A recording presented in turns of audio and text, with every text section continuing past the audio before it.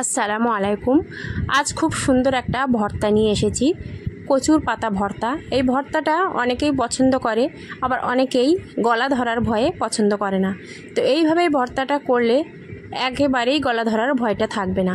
তো প্রথমে একটা পাত্রে পরিমাণের মতো পানি দিয়ে একটু নুন দিয়ে ভালো করে কষলিয়ে কচুর পাতাটা ধুয়ে নিয়ে কেটে নেব।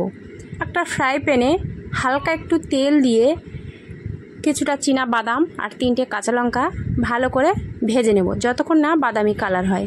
সেই একই ফ্রাই প্যানে সে কেটে রাখা কচুর পাতাগুলো দিয়ে একটু কাঁচা জিরে দিয়ে পরিমাণ মতো নুন দিয়ে ঢাকনা দিয়ে ঢেকে দেব যতক্ষণ না পানিটা ছেড়ে যায়। তার সেই ভেজে রাখা বাদাম আর কাঁচা লঙ্কাটা এবারে বেটে নেব। তোমরা চাইলে এটা মিক্সচারে করতে পারো। এই পর্যায়ে দেখতে পাচ্ছ কচুর পাতাটা অনেকটা আকারে অল্প হয়ে এসেছে।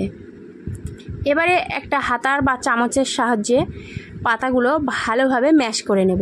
সেই একই ফ্রাই প্যানে একটু তেল দিয়ে 2টো শুকনো লঙ্কা ফোড়ন দিয়েছি, একটু কালো জিরা ফোড়ন আর 3টে রসুনের কোয়া কুচি করে দিয়ে দিয়েছি। এবার ভালো করে নাড়াচাড়া করে নিয়ে যে পর্যায়ে রসুনের কালারগুলো লালচে হয়ে আসবে সেই পর্যায়ে কচু শাকটা দিয়ে দেব।